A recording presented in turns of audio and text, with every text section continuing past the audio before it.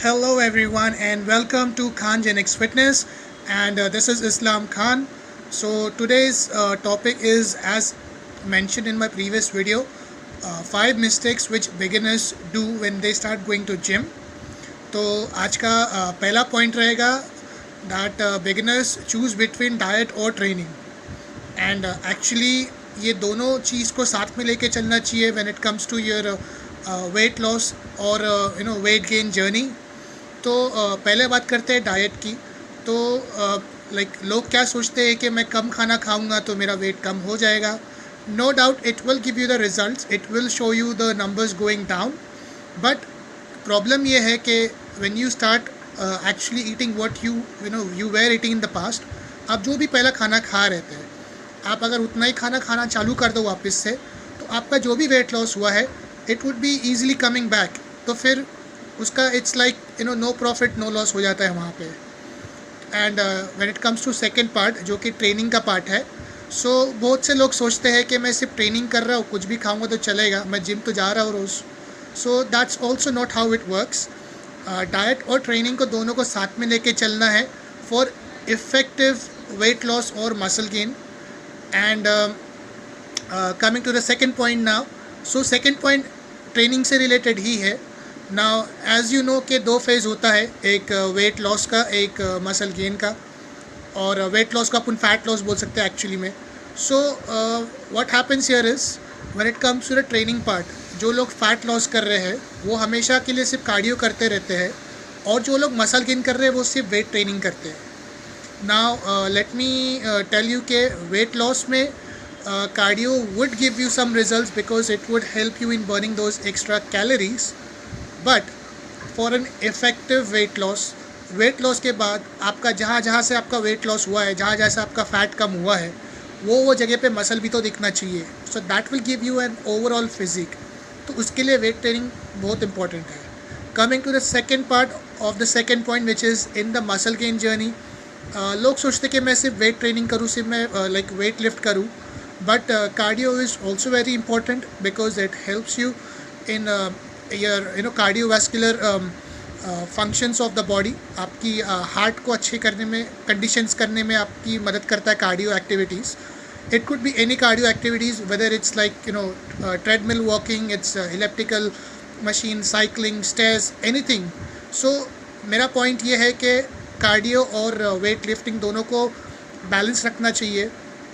Now third point is also related to training because क्या होता है ना कि ट्रेनिंग करते हैं अपन, तो बहुत से लोग जो नए नए चालू करे जिम जाना, उनको मालूम नहीं रहता है कि कैसे वर्कआउट करना है.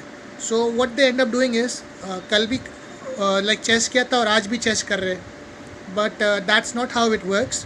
When it comes to an effective workout schedule, you have to plan your week कि भाई मैं ये हफ्ते में कौन कौन से दिन क्या क्या वर्कआउट करूँगा. That would help you to see the overall results in your body. Now coming to the fourth point which is also related to training. जो beginners रहते हैं obviously उनके पास तो इतना strength नहीं रहता है कि they lift heavy. So what they do is they focus more on the isolation exercises. अगर example दूँ मैं तो bicep curls हो गया, shoulder के लिए front raise हो गया, side raise हो गया. But then when it comes to the main thing that would help you in overall improving your physique, it is compound movements. Now compound movements किसको बोलते हैं? It is those exercises which would not only help you in targeting your main muscle, but it also have the effects on the secondary muscles. अगर मैं example दूँ जैसे कि bench press का, so in bench press your main muscle is your chest.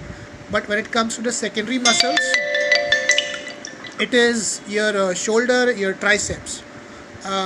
See, even I have started somewhere my journey in the past, and I was also not able to do that heavy bench press. In fact, अगर मैं सच बात बोलूँ तो मेरे से barbell bench press जाता नहीं था. So what I did is I started giving doing the dumbbell bench press. Starting में मैंने 10 किलो से चालू किया. So then when I gained that strength, that stamina, कि भाई मैं अब थोड़ा ज़्यादा वज़न उठा सकता हूँ. So then I started using an empty barbell. मतलब मैं प्लेट नहीं लगाता था, I used to only do with empty barbell because उसका वज़न ही 20 किलो का रहता है. When I gained the stamina, the strength कि भाई मैं अभी 30 kgs का बेंच प्रेस मार सकता हूँ, तो then I started using very light weight plates. जैसे कि 20 किलो का बारबल हो गया एंड 5 किलो का मैंने प्लेट्स लगा लिया दोनों साइड में, so that is 30 kgs. So that's how I improve my strength, I work on my stamina. So ऐसे करके ही you would have to start gaining that strength, that stamina. आपसे बारबल पे बेंच प्रेस नहीं जाता है, use dumbbell. आपसे heavy weighted squat नहीं होता है, use like try to do body weight squats.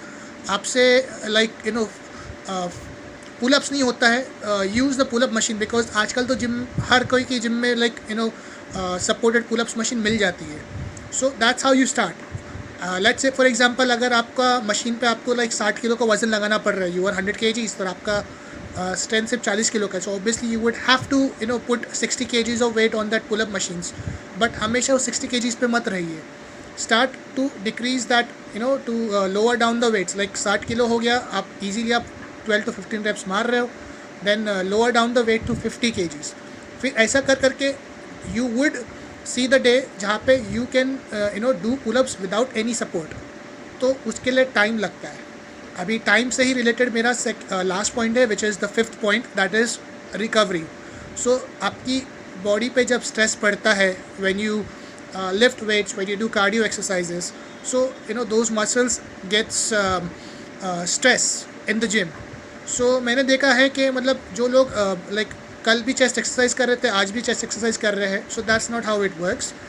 अगर मैं एग्जांपल दूँ रिकवरी का, so you should keep your exercises as I mentioned in the scheduled manner के मेरे को ये हफ्ते में ये दिन पे ये वर्कआउट्स करना है. उससे क्या होएगा, you would target each body parts in the week. और फॉर एग्जांपल अगर मैं दे दूँ लाइक 3 days स्प्लिट वर्कआउट का, आपने मंडे को अपर बॉडी किया, आपने ट्यूसडे को लेग्स किया, आपने वेंसडे को सिर्फ कार्डियो कर लिया.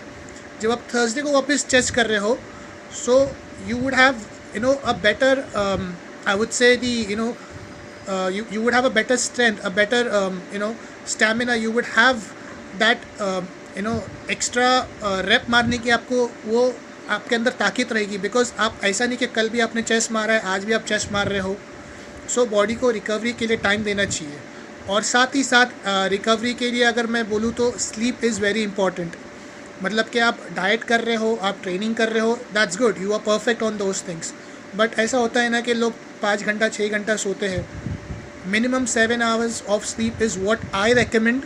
अगर उससे ज़्यादा की आपको मिलती है स्लीप तो that's actually beneficial for you, but minimum 7 hours तो होनी चाहिए आपकी sleep.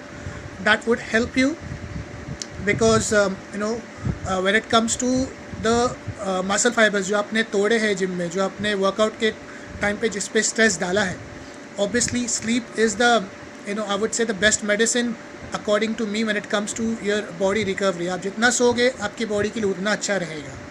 So these were the 5 points as I promised in my last video के we would be discussing 5 beginners mistakes. Hopefully I would be back very soon when it comes to the future videos. और मैं ऐसे बहुत सी topic पे बात करूँगा future में. And अगर आपने मेरे चैनल को अभी तक सब्सक्राइब नहीं किया है, so definitely give your love and support by subscribing to my channel. And also give a like on my Facebook page which is with the same name, Khan Genics fitness. Last but not the least, आप मेरे को Instagram पे भी follow कर सकते हैं. मेरी ID है islamkhan.7864457. Till then, thank you so much and take care. Bye bye.